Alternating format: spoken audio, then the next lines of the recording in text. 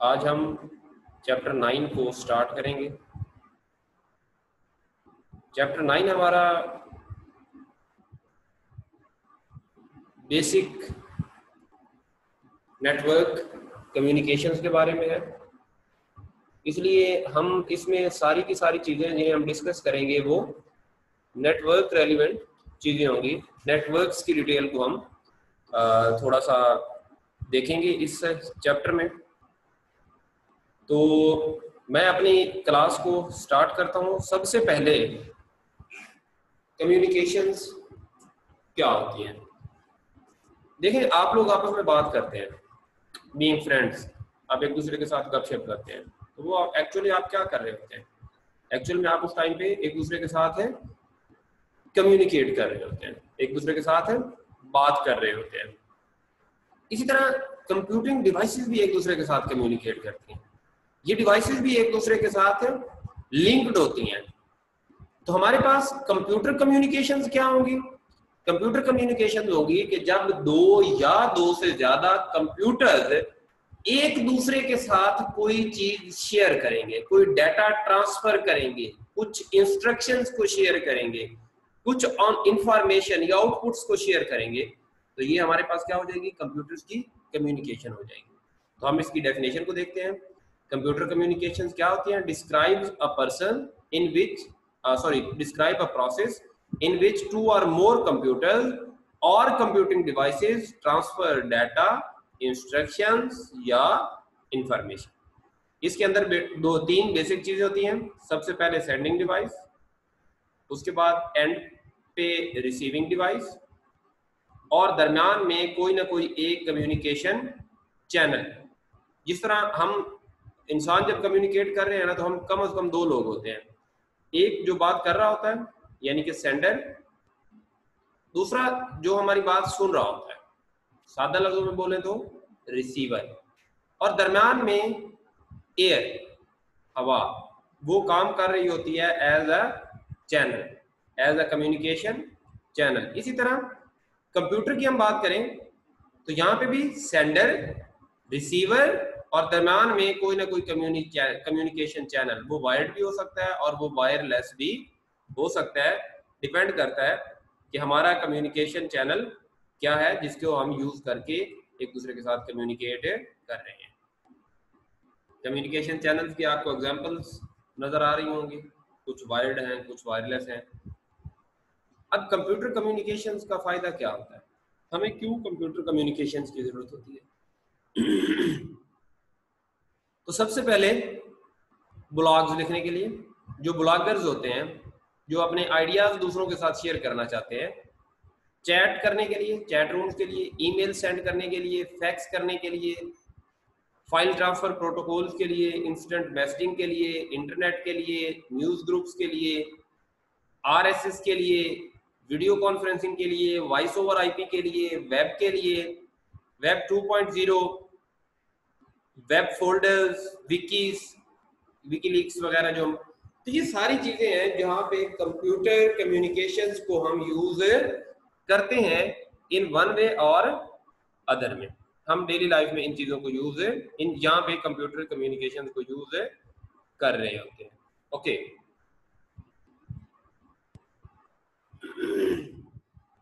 हमें wireless messaging services, ये एक वर्ड डेली लाइफ में भी हम सुनते हैं। ये क्या होते हैं? Wireless messaging services. ये एक्चुअल में वो सपार्ट्स होते हैं जहां से हम इंटरनेट को एक्सेस करके वायरलेस मैसेजिंग कर सकते हैं। दोबारा से बता दूं, user can send and receive wireless messages using wireless messaging services. बहुत सारी ऐसी सर्विसेज हैं जो वायरलेसली काम करती हैं, वायरलेस कम्युनिकेशन करती हैं मैसेज को एक जगह से दूसरी जगह, जिस तरह मोबाइल फोन जो हमारे वायरलेस कम्युनिकेशन कर रहे होते हैं। तो ये हमारे पास है एक कम्युनिकेशन मेथड है। उसके बाद दूसरा कम्युनिकेशन या दूसरा जो हमारे पास कम्युनिकेशन यूज होती है वो टेक्स्ट मैसेजिंग है। आप सब लोग टेक्स्ट मैसेजिंग करते हैं, या एसएमएस है, एसएमएस शॉर्ट मैसेजिंग सर्विसेज जिसे हम कहते हैं। तो ये टेक्स्ट मैसेजिंग में आपको पता है कि आप दूसरे के साथ शॉर्ट मैसेजेस शेयर कर सकते हैं, आप इसमें ऑडियो वीडियो नहीं भेज सकते, आप इसमें पिक्चर्स नहीं भेज सकते। टेक्स्ट मैसेज, एसएमएस की बात कर रहा हूं। तो टेक्स्ट मैसेजिंग क्या होती है? Allow user to send and receive short text messages on phone और अदर मोबाइल डिवाइसेस।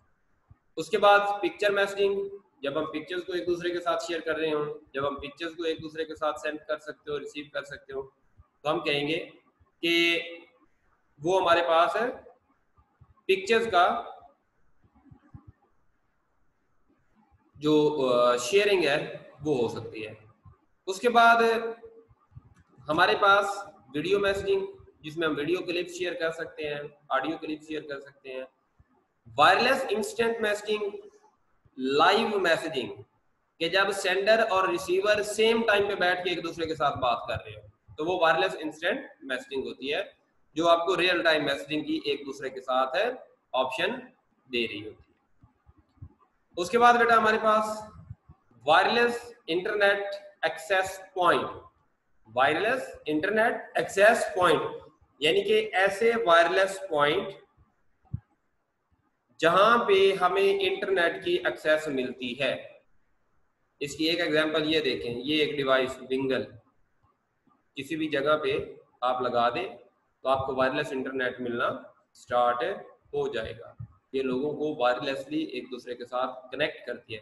कंपलसरी नहीं है आप कहाँ पे बैठे हैं, आप घर में बैठे हो, आप काम कर रहे हो, या आप स्कूल में बैठे हो, आप किसी भी एक जगह पे बैठ के इसे यूज करके दूसरों को अपने साथ कनेक्ट कर सकते हैं वायरलेसली। और इसकी एग्जांपल हमारे पास बहुत सारी कंपनीज की विंगल डिवाइसेस जो है, ये यूएसबी डिवाइसेस जो है, ये जिस तरह पीटीसीएल ने ईवो दी थी वो हम यूज कर सकते हैं। साइबर कैफे, आप में से कुछ लोग इंटरनेट कैफेज के बारे में जानते होंगे, जहां पे हम जाते हैं तो हमें एक पर्सनल कंप्यूटर मिलता है विद इंटरनेट, तो उसे हम साइबर कैफे कहते हैं। Cyber cafe is a coffee house, या कॉफी हाउस में लगा हुआ हो सकता है, रेस्टोरेंट में और other location that provide personal computers with internet access. जहां पे हमें personal computer with internet access मिलता है उसे हम कहते हैं कि वो हमारे पास क्या है बेटा, साइबर कैफे या इंटरनेट कैफे भी इसे हम आम लैंग्वेज में कहते हैं। उसके बाद जीपीएस, ग्लोबल पोजिशनिंग सिस्टम, बड़ा कॉमन है, कोई नई चीज नहीं है, आप सब ने एटलीस्ट सुना हुआ होगा, मोबाइल फोन के अंदर बिल्ट इन आता है, आप लोकेशन ट्रेस करने के लिए इसे यूज करते हैं। एक नेविगेशन सिस्टम है जो अर्थ बेस्ड स्टेशन, रिसीवर स्टेशन पे मुश्तमिल होता है, जो कि लोकेट करते हैं उस सिग्नल को जो आपका यूजर सेंड करता है। is a navigation system that consists of one or more earth-based receivers that accept and analyze signals sent by the satellite in order to determine the GPS receiver's geographic location. आप कहीं पे भी मौजूद हो, आपका signal satellite को भेजा जाएगा, वहां से अर्थ बेस्ड स्टेशन को वो मिलता है, जो चेक करता है कि आप किस अर्थ बेस्ड स्टेशन के दरमियान में कितने फासले पे किस जगह पर वाक़ हैं, तो आपकी एक लोकेशन वहां पे बना दी जाती है। अब जीपीएस के रिसीवर आजकल कॉमनली यूज हो रहे हैं, आपके मोबाइल फोन में बिल्ट इन आते हैं, जो आप लोकेशन का ऑप्शन यूज करते हैं वो जीपीएस का ऑप्शन होता है। हैंड हेल्ड डिवाइसेस में जिस तरह स्मार्ट वॉचेस वगैरह, रिस्ट वॉचेस आ रही हैं, उनके अंदर ये यूज है, और जो गाड़ियां आ रही हैं उनके अंदर भी आपको पता है सिक्योरिटी पर्पज के लिए नेविगेशन सिस्टम लगा होता है, जीपीएस लगा होता है। जब आपकी गाड़ी का थेफ्ट केस होता है तो उसको चेक किया जाता है वहाँ। ये एक एग्जाम्पल है कि किस तरह से जो हमारे सैटेलाइट्स हैं वो हमें हर टाइम पे चेक कर रहे होते हैं जब हमारे पास जीपीएस यूज हो रहा होता है। उसके बाद हम बात करते हैं कि हमारे पास ग्रुप वेयर क्या है। ग्रुप वेयर हमारे पास एक जैसा काम करने वाले लोगों का एक ग्रुप होता है जिसको हम किसी नेटवर्क के थ्रू कनेक्ट करते हैं। दोबारा से, ग्रुप वेयर क्या होता है? ऐसे लोगों का ग्रुप जो एक जैसा काम करते हैं, उनके दरमियान कम्युनिकेशन के लिए, उनके दरमियान में एक दूसरे के साथ चीजें शेयर, डाटा शेयर करने के लिए हम एक ग्रुप बनाते हैं जिसे हम ग्रुप वेयर कहते हैं। Helps groups of people work together on a project and share information over a network, उसके लिए groupware. Component of workgroup computing, workgroup भी यही होता है कि एक जैसा वर्क करने वाले लोग एक ग्रुप बना लेते हैं, तो उसे हम वर्क ग्रुप कहते हैं। Major feature is group scheduling, groups की मीटिंग, एक दूसरे से रब्ता करना, ये सारी चीजें इसके अंदर मौजूद होती हैं। उसके बाद वॉइस मेल, जब आप किसी को वॉइस मैसेज भेजते हैं तो उसे हम क्या कहते हैं, वो वॉइस मेल है। allow someone to leave a voice message for one or more people. आप किसी के लिए मैसेज रिकॉर्ड करके भेज सकते हैं, ये आपके मोबाइल फोन में हो सकता है। समटाइम आप किसी को कॉल करते हैं तो आपको आगे से एक आवाज़ सुनाई देती है कि बीप के बाद अपना मैसेज रिकॉर्ड करवा दें, तो ये allow someone to leave a voice message for one or more people. Computer in voice mail system converts an analog voice message into digital. जब हम बोलते हैं तो हमारी एनालॉग सिग्नल में होते हैं, लेकिन कंप्यूटर को एनालॉग सिग्नल या किसी भी कंप्यूटिंग डिवाइस को एनालॉग की समझ नहीं आती, तो वहाँ पे एक छोटा सा कन्वर्टर लगा होता है जो analog to digital, sender end से वो एनालॉग से डिजिटल में कन्वर्ट करता है, फिर उस डिजिटल सिग्नल को जब आगे शेयर करना होता है तो एनालॉग में कन्वर्ट करके आपके कम्युनिकेशन चैनल पे शेयर किया जाता है। जब वो रिसीवर एंड पे पहुंचता है तो उसे दोबारा से डिजिटल में कन्वर्ट करके अंडरस्टैंड कर लेता है। इस वॉइस मैसेज को स्टोर करने के लिए हमारे पास यूज होती है voice mail box. Voice mail box क्या होते हैं? ऐसी स्टोरेज लोकेशंस जहां पे हमारे वॉइस मैसेजेस को स्टोर किया जाता है हमारी डिवाइसेस के अंदर, ये लगी हुई होती है। ये हार्ड ड्राइव भी हो सकती है या कोई और दूसरी डिवाइस जहां पे आप स्टोर कर रहे हो। उसके बाद collaboration software. Many programs provide a means to collaborate, आपको कंबाइन होने का और वर्क ऑनलाइन या इकट्ठा काम करने का एक चांस देते हैं। उन्हें हम कहते हैं कि वो कौन से सॉफ्टवेयर है? कोलैबोरेशन सॉफ्टवेयर है, जिसकी एक एग्जांपल इस टाइम पे हम जूम की बात कर रहे हैं जिसपे हम मीटिंग ले रहे हैं, तो ये कोलैबोरेशन सॉफ्टवेयर की एग्जांपल हो सकता है। Enable includes tools that enable user to share documents via online meetings and communicate with other connected user. तो collaboration software क्या होते हैं? लोगों को आपस में collaborate करवाने के लिए, उनके आपस में मीटिंग्स करवाने के लिए, डॉक्यूमेंट शेयर करने के लिए हम यूज करते हैं। इसका पर्पस क्या होता है? इसका पर्पस होता है बेटा ऑनलाइन मीटिंग। आप किसी के साथ मीटिंग करना चाहते हैं ऑनलाइन, कोई कॉन्फ्रेंस करना चाहते हैं वेब, या डॉक्यूमेंट्स को मैनेज करना चाहते हैं, डॉक्यूमेंट्स को शेयर करना चाहते हैं, तो ये सारे का सारा आपका कहाँ पे होता है? कोलैबोरेशन सॉफ्टवेयर के थ्रू, जो कि आप किसके लिए यूज होते हैं? आपको कोलैबोरेट करवाने के लिए। ये आपके पास शेयरिंग की एक ऑप्शन आ रही है, एक एग्जांपल आ रही है जिसमें आपको डाटा शेयर करके दिखाया गया। उसके बाद वेब सर्विसेज क्या होती हैं? वेब सर्विसेज किसी भी प्रोग्रामर को एक ऑप्शन देती हैं कि वो कोई एक ऐसी ऐप या एप्लीकेशन बना दे जिससे थ्रू दूसरे लोग कनेक्ट हो सके। Enable programmer to create an application that communicate with other remote computers over the internet or an internal business network. तो ये एक ऐसी एप्लीकेशन जो दूसरे यूजर्स, जो दूसरे कंप्यूटर्स के साथ है, आपको कनेक्ट कर सकती है। अब मैशअप क्या होता है? अगर आपको वो एप्लीकेशन दो या ज्यादा रिसोर्सेज से डाटा इकट्ठा करके दे रही हो तो वो मैशअप होता है। Web application that combines services from 2 और मोर सोर्सेज, आपके सोर्सेज 2 से ज्यादा हो जाए या 2 हो जाए तो आप उस वेब सर्विसेज को मैशअप कह रहे हैं कि वो एक मैश बन गया है जो डाटा को कलेक्ट कर रहा है, कंबाइन कर रहा है आपके रिकॉर्ड के लिए। उसके बाद नेटवर्क क्या होता है? सिंपल सी बात है, कनेक्शंस। जब हम डिवाइसेस को कनेक्ट करते हैं तो हम कहते हैं कि हमने एक नेटवर्क बना दिया। कोई फर्क नहीं पड़ता आप डिवाइस को कैसे कनेक्ट कर रहे हैं। जब आप मल्टीपल डिवाइस को कनेक्ट करते हैं तो इसका मतलब है कि आपने क्या कर लिया है? आपने एक नेटवर्क बना लिया है। तो ये देखें, a network is a collection of computers end devices connected together via communication devices. आपको याद है पहली बात, सेंडर, रिसीवर और उनके दरम्यान में कोई कम्युनिकेशन मीडियम, पहली स्लाइड पे हमने पढ़ा था। तो ये क्या है? ये एक नेटवर्क है, collection of computers end devices connected together via communication devices या ट्रांसमिशन मीडिया। यहाँ पे आप वाईफाई डिवाइस लगा लें या कोई टावर लगा लें या केबलिंग यूज कर लें। एडवांटेज, कम्युनिकेशन को फैसिलिटेट करना, हार्डवेयर को शेयर करना, जिस तरह सर्वर क्लाइंट एंड में होता है कि सर्वर का हार्डवेयर क्लाइंट यूज करते हैं। डाटा एंड इंफॉर्मेशन को शेयर करना, सॉफ्टवेयर को शेयर करना, और बैंकिंग में जिस तरह होता है फंड ट्रांसफरिंग वगैरह, इसके लिए हम यूज करते हैं अपने नेटवर्क्स को। हम बड़ी डिटेल में इंशाल्लाह ये नेटवर्किंग को पढ़ेंगे। ये नेटवर्क्स आपका एक बना हुआ है फैसिलिटेट कम्युनिकेशन, ट्रांसफरिंग फंड, ये सारे के सारा लिखा हुआ है। कम्युनिकेशन के लिए, फंड ट्रांसफर के लिए, शेयर सॉफ्टवेयर के लिए, शेयर डाटा एंड इंफॉर्मेशन के लिए, शेयर हार्डवेयर के लिए, तो ये सारी चीज़ें हमारे पास है नेटवर्क के थ्रू पॉसिबल है होती हैं।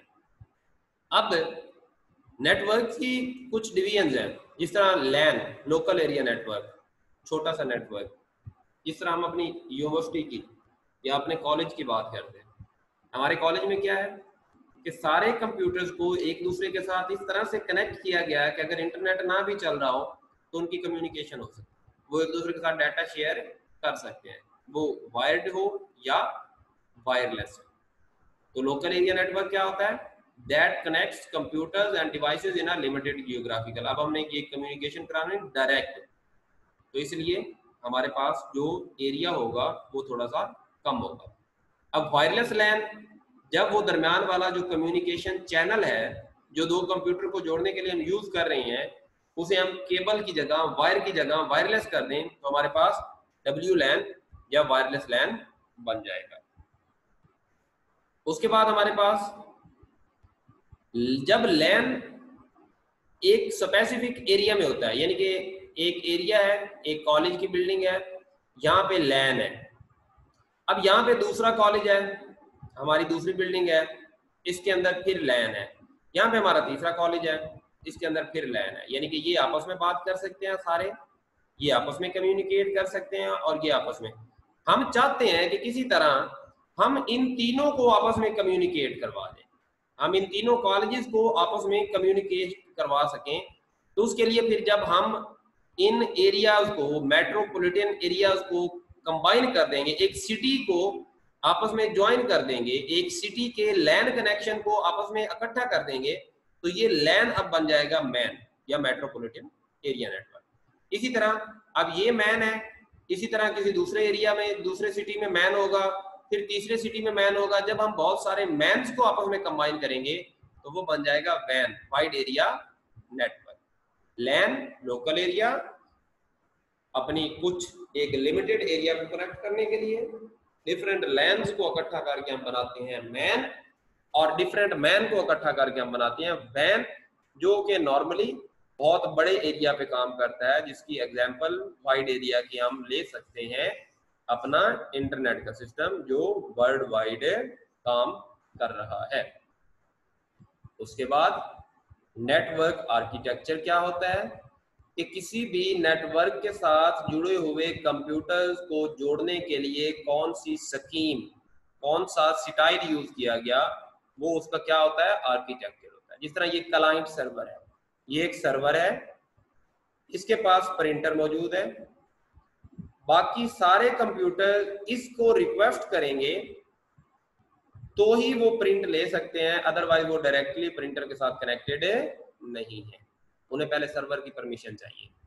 प्रिंटर एक ही है, लेकिन दूसरे एंड पे P2P या पीयर टू पीयर नेटवर्क है। इसके अंदर क्या है कि हमने दरम्यान में ये छोटी छोटी डिवाइसेस लगा दी है जो कि प्रिंटर के साथ कनेक्टेड है।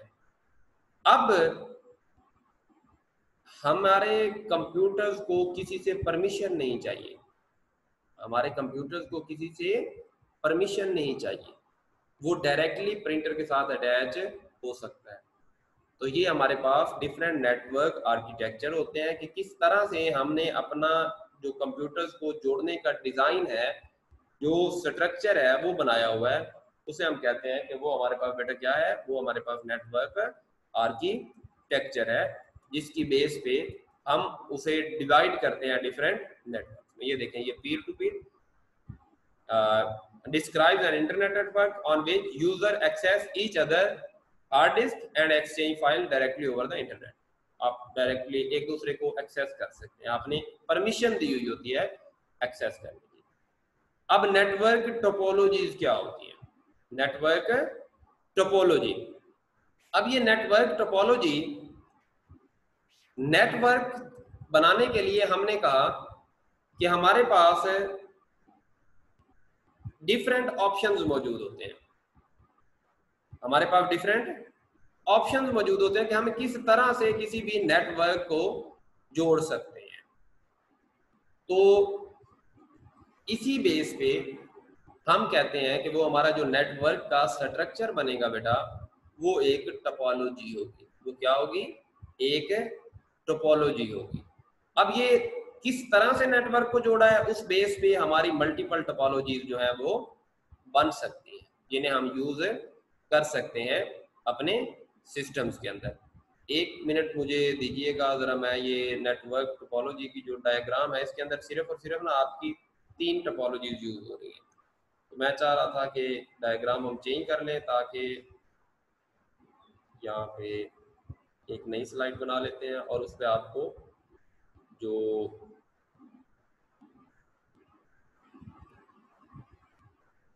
हमारी टोपोलॉजीज हैं उनकी एक पिक्चर, हाँ, ये हम इसे डिस्कस कर लेते हैं। नेटवर्क टोपोलॉजी क्या है? Network topology refers to the layout of the computer and devices in a communication network। कि कम्युनिकेशन नेटवर्क में आपने डिवाइसेस को किस तरह से एक दूसरे के साथ कंबाइन किया हुआ है, किस तरह से आपने डिवाइसेस को जोड़ा हुआ है। अब ये इसकी टाइप्स हैं। बस टोपोलॉजी पहली हमारी बस, दूसरी स्टार, तीसरी रिंग, चौथी मैश, पांचवी ट्री और छठी पॉइंट टू पॉइंट। ओके, बिल्कुल ठीक है। बस के अंदर क्या है कि ये देखें, ये रेड लाइन एक बस लाइन हमने यूज की, एक मेन बैकबोन केबल यूज की हुई है। जिस तरह आपके वो बिजली की नहीं होती तारें, कि एक मेन लाइन जा रही होती है और उसमें से आपके मीटर के लिए जहां से गुजरती है वहां से एक मीटर के लिए तार निकल आती है, बिल्कुल उसी तरह ये बैकबोन, और जहां जहां से हमें जरूरत है इसके ऊपर हमने अपने सिस्टम को कनेक्ट कर दिया। ये हमारे पास कौन सी टोपोलॉजी होगी? बस। अब इसके अंदर प्रॉब्लम क्या है कि सारे एक लाइन को यूज कर रहे हैं, एक टाइम पे एक ही कंप्यूटर दूसरे को मैसेज भेज सकता है, सारे नहीं भेज सकते। तो हमने सोल्यूशन ढूंढा स्टार टोपोलॉजी। सेंटर में एक डिवाइस लगाई और सारे के सारे कंप्यूटर को उस डिवाइस के साथ, और उस डिवाइस का नाम क्या है? Central hub. तो हमने ये सारे कंप्यूटर उसके साथ कनेक्ट कर दिए सेंट्रल हब के साथ, तो हमारा क्या बन गया? स्टार। जिस तरह यहाँ पे बैकबोन यूज हो रही थी, इसी बैकबोन को थोड़ा सा चेंज कर दिया, एक बैकबोन लगाई, लेकिन वहां पे हमने बैकबोन को जहां जहां पे कनेक्शन चाहिए था वहां वहां पे कनेक्शन दिया। लेकिन यहाँ पे क्या है कि हर कंप्यूटर से गुजार के दूसरे कंप्यूटर तक हमने बैकबोन को भेजा। इससे क्या हुआ कि अगर ये कंप्यूटर यहाँ से निकाल दिया जाए तो हमारी ये वाला जो कम्युनिकेशन है ये स्टॉप हो जाएगी, क्योंकि नेटवर्क ही नहीं रहेगा, यहाँ से कनेक्शन ही खत्म हो जाएगा। तो फिर हमने बनाई मैश टोपोलॉजी। हर कंप्यूटर दूसरे के साथ डायरेक्टली कनेक्ट हो सकता है, यानी कि उसको दूसरे को एक्सेस करने के लिए एक से ज्यादा पाथ मौजूद है। अब देखें, अगर इस कंप्यूटर ने इस कंप्यूटर को एक्सेस करना है तो इसके पास ये वाला पाथ है, इसके पास ये वाला पाथ भी है, इसके पास जरूरत पड़ने पर ये वाला पाथ भी है, इसके पास जरूरत पड़ने पर ये वाला पाथ भी है। जरूरत के टाइम ये इस पाथ को भी यूज कर, यानी कि इसके पास बहुत ज्यादा ऑप्शन है दूसरे के पास पहुंचने के लिए। तो इसलिए हम कहते हैं ये मैश होता है मकड़ी का जाला, तो ये बिल्कुल उसी तरह एक से ज्यादा ऑप्शन मौजूद है। उसके बाद ट्री, कि हम स्टार टोपोलॉजी वाले अपने नेटवर्क के साथ बस टोपोलॉजी को ज्वाइन कर देते हैं, यानी कि मल्टीपल स्टार्स को हम एक सेंट्रल हब के थ्रू कनेक्ट कर देते हैं, तो हमारे पास कौन सी बन जाती है? Tree topology. और लास्ट में हमारे पास है पॉइंट टू पॉइंट, जहाँ पे हर पॉइंट अगले पॉइंट के साथ डायरेक्टली, ये रिंग टोपोलॉजी की तरह है, लेकिन रिंग टोपोलॉजी क्लोज टोपोलॉजी, ये क्लोज नहीं है, ये पॉइंट टू पॉइंट है।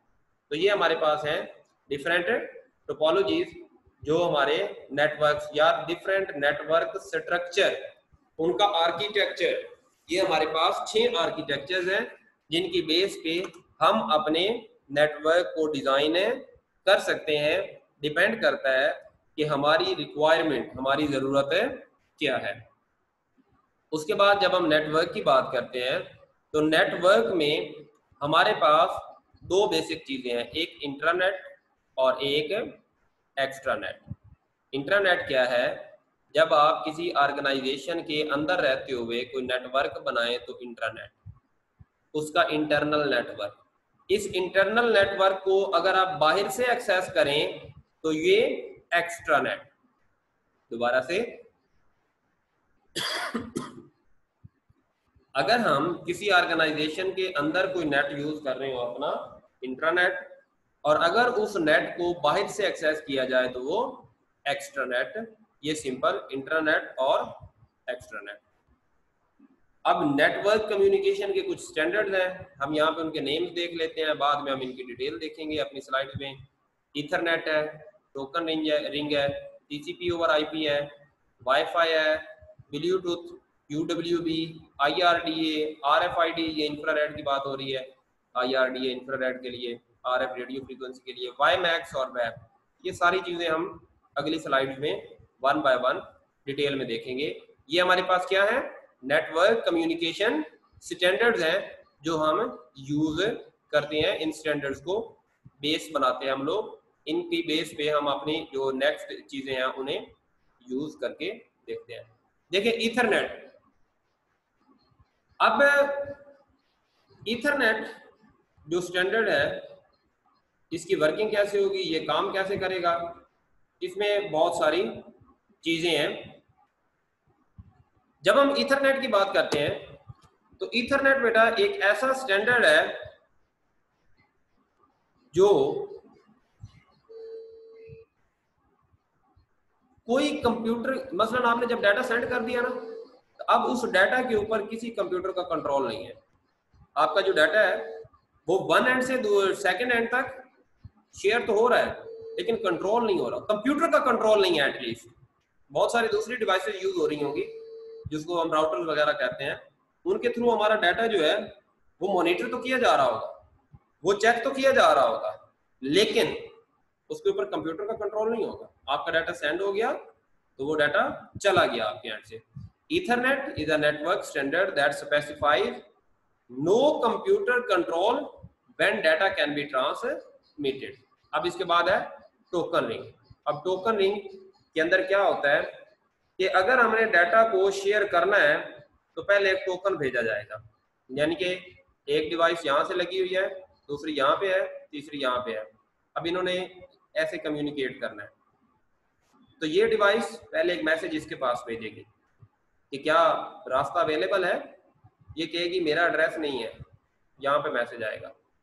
तो ये जो मैसेज पहले चल रहा है रास्ता चेक करने के लिए, पाथ क्लियर करने के लिए, अगर पाथ क्लियर है तो कम्युनिकेशन होगी, अगर पाथ क्लियर नहीं है तो ये कम्युनिकेशन नहीं होगी। इस कम्युनिकेशन वाले पाथ को हम कहते हैं बेटा टोकन। इसे हम क्या नाम देते हैं, इसे हम नाम देते हैं टोकन। उसके बाद टीसीपी ओवर आईपी,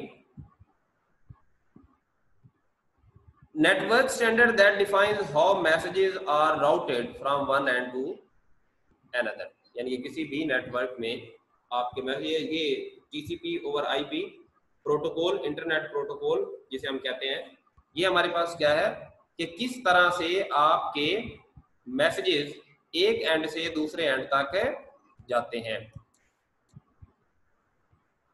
दोबारा से बता दूं, TCP ओवर IP क्या है, एक इंटरनेट प्रोटोकॉल है जो कि आपके कम्युनिकेशंस को, आपके मैसेजिंग की एंड टू एंड जो कम्युनिकेशन है उसे कंट्रोल करता है।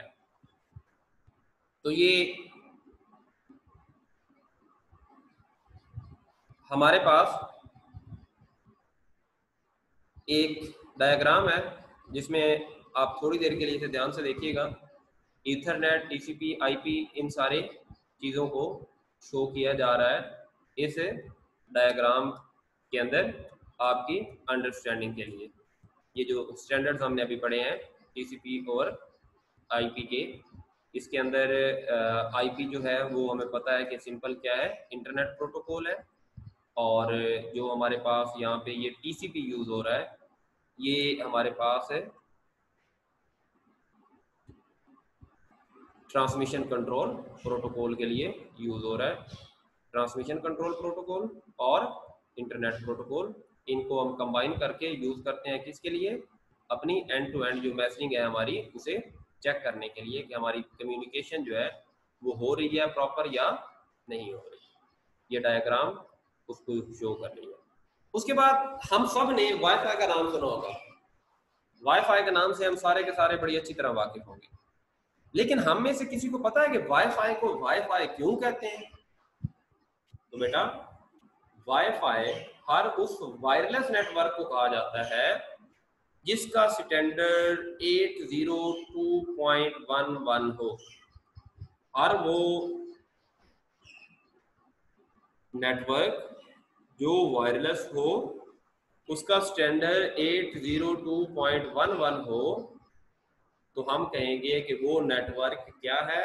वाईफाई नेटवर्क है। और सम टाइम इसको हम वायरलेस इथरनेट यानी कि इंटरनेट को या इथरनेट को जो कि केबल्ड नेटवर्क होता है उसे वायरलेस कर दिया गया है। यहाँ पे ये आपको स्टैंडर्ड शो हो रहे होंगे, उनका ट्रांसफर रेट है सिंपल 802.11। इसकी जो ट्रांसफर रेट है मैक्सिमम 1 और 2 Mbps। अगर 802.11 ए की बात करें तो अप टू 54 Mbps, बी की बात करें तो 11 Mbps, जी की बात करें तो 54 Mbps एंड एन की बात करें तो 102। ये डिफरेंट स्टैंडर्ड हैं वाईफाई के जिनका डाटा ट्रांसफर रेट जो है वो अलग अलग है। उसके बाद जब हम डाटा ट्रांसफर करने के लिए ब्लूटूथ को यूज करेंगे, ब्लूटूथ डिवाइसेस को यूज करेंगे, तो हम कहेंगे कि Bluetooth as a standard use हो रहा है नेटवर्क कम्युनिकेशन के अंदर। दोबारा से, how two Bluetooth devices use short range radio waves to transmit data, तो हमारा Bluetooth as a communication standard. इसी तरह UWB अल्ट्रा वाइड बैंड, ये क्या करता है? ये भी जिस तरह से ब्लूटूथ डिवाइसेस एक दूसरे के साथ कम्युनिकेट करवाती हैं रेडियो वेव्स को यूज करते हुए, ये भी इसी तरह यूज करते हुए रेडियो वेव्स को यूज करते हुए कम्युनिकेट करवाता है, लेकिन एट वेरी हाई स्पीड, इसलिए इसे प्रेफर किया जाता है ओवर ब्लूटूथ। उसके बाद IRDA, जहाँ पे हम इंफ्रारेड को यूज करते हुए वायरलेसली कम्युनिकेट करवाते हैं। उसके बाद RFID, अब यहाँ पे इंफ्रारेड की जगह पे किसे यूज किया जाएगा? रेडियो फ्रीक्वेंसी को। RFID के अंदर हम किसे यूज करेंगे? रेडियो फ्रीक्वेंसी को यूज करेंगे, रेडियो सिग्नल्स को यूज करेंगे, जिसकी बेस पे हम अपनी कम्युनिकेशन को चेक कर सकते हैं। उसके बाद ये एक डायग्राम शो कर रही है कि किस तरह से हमारे पास RFID रेडियो फ्रीक्वेंसी वाली जो टैगिंग गाड़ियों जो टैग होते हैं वो कम्युनिकेट करते हैं। आपको पता है कि मोटरवे पे जाते हुए कुछ गाड़ियां टोल प्लाजे पे नहीं रुकती, क्यों? क्योंकि उनके ऊपर एक टैग लगा होता है, उस टैग को स्कैन करके आपको जाने दिया जाता है। इसी तरह बहुत सारे जो जानवर हैं जो हमारे जू एरियाज हैं वहाँ पे उन जानवरों एनिमल्स के ऊपर टैग किया जाता है। बहुत सारे इंसानों को टैग लगे होते हैं जो क्रिमिनल होते हैं या कोई स्पेशल सर्विस का एजेंट होता है, उनके साथ हम ये टैग्स प्लेस कर देते हैं ताकि हम उन्हें मॉनिटर कर सकें, वो हमारी एक्सेस में रहें, कभी उन्हें तलाश करना हो तो हम उन्हें तलाश कर सकें। उसके बाद बेटा हमारे पास वाईमैक्स IEEE ने बनाया था, एक ऑर्गेनाइजेशन है IEEE। इसका एक वाईमैक्स एक्चुअल में कम्युनिकेशन के लिए यूज होता है, इसका वायरलेस कम्युनिकेशन के लिए। इसका एक टावर 30 माइल्स तक कवरेज कर सकता है, यानी कि एक टावर से दूर। अब ये 30 किलोमीटर नहीं है बेटा, 30 माइल है, और माइल जो है वो किलोमीटर से ज्यादा होता है। इसका जो रेडियस है ना बेटा एक टावर का, वो यानी कि एक टावर चारों साइडों पे 30 माइल का जो डिस्टेंस है वहां तक यूजर को अकोमोडेट कर सकता है। इसके अंदर फिक्स भी होते हैं और मोबाइल भी होते हैं। फिक्स टावर्स आपने देखे होंगे, मोबाइल टावर्स कभी देखने हो तो मिलिट्री टावर्स जो होते हैं ना, जो मिलिट्री वाले यूज करते हैं वार जोन के अंदर, गाड़ियों के ऊपर उन्होंने छोटे छोटे टावर लगाए हुए होते हैं, तो वो मोबाइल टावर होते हैं। वायरलेस ब्रॉडबैंड इंटरनेट एक्सेस हमें प्रोवाइड की जाती है। उसके बाद वेब क्या होता है? Wireless application protocol specifies how some mobile devices can display the content of internet services, कि किस तरह से आपके मोबाइल के ऊपर वो इंटरनेट सर्विसेज जो है वो प्रोवाइड कर दी जाएंगी। वेब किस तरह से ओपन होगी, ईमेल, चैट रूम, ये सारी चीजें आपकी डिवाइस पे कैसे होगी।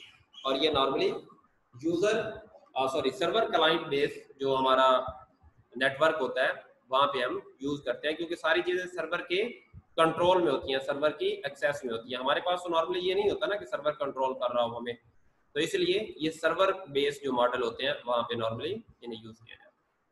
अब कम्युनिकेशन सॉफ्टवेयर की हमें जरूरत क्यों पड़ती है? सिंपल सी बात है, हम कम्युनिकेट करवाना चाहते हैं, हम दूसरी डिवाइसेस के साथ डाटा शेयर करना चाहते हैं, तो हमें उसके लिए क्या चाहिए होता है? Communication software. Help user to establish a connection to another computer, अभी हमने बात की। Manage transmission data, instruction information, provide an interface for users to communicate. जब हम दूसरे से कंप्यूटर के साथ कनेक्ट होते हैं ना, तो दरम्यान में हमें कोई ना कोई इंटरफेस शो हो रहा होता है, जिससे हमें लगता है कि हाँ, जिस तरह व्हाट्सएप है तो उसने हमें एक इंटरफेस शो करवाया हुआ है, जिसके थ्रू हमें पता चल जाता है कि हाँ, हमारे साथ दूसरा कनेक्ट हुआ है, दूसरा कनेक्ट नहीं हुआ। तो ये सारी की सारी चीज़ें वहाँ पे शो हो रही होती हैं हमारे पास। उसके बाद कम्युनिकेशन सॉफ्टवेयर हम स्पेशल पर्पज भी बनवाते हैं। कुछ कम्युनिकेशन सॉफ्टवेयर जो होते हैं वो हमें बिल्ट इन मिलते हैं हमारे कुछ डिवाइसेस के अंदर, मोबाइल डिवाइसेस के अंदर। उसके बाद PSTN, communication over telephone network, या PSTN, public switch telephone network. अब आप लोगों को याद होगा कुछ टाइम पहले तक PTCL के फोन आपके घरों में लगे होते थे, केबल्ड फोन, और उन केबल्ड फोन से आपके इंटरनेट की केबल्स भी आपके साथ ज्वाइन होती थी। तो हम कहते हैं कि वो PSTN कैसे काम करता है कि आपकी जो डिवाइस है वो वाया टेलीफोन केबल उसका जो लोकल एरिया होता है वहां तक जाती है, यानी कि आपका जो PTCL का सर्विस स्टेशन होता है ना, जिसे आप PTCL एक्सचेंज कहते हैं, वहां तक, वहां पे कोई ना कोई एंटीना लगा होता है जो सैटेलाइट के साथ कनेक्ट होता है, और जहां पे आपका सिग्नल भेजना होता है वहां पे अगेन यही प्रोसीजर रिवर्स होता है। एंटीना आपका वो लोकल एरिया जो ऑफिस है, और वहां से फिर केबल के थ्रू PTCL से होता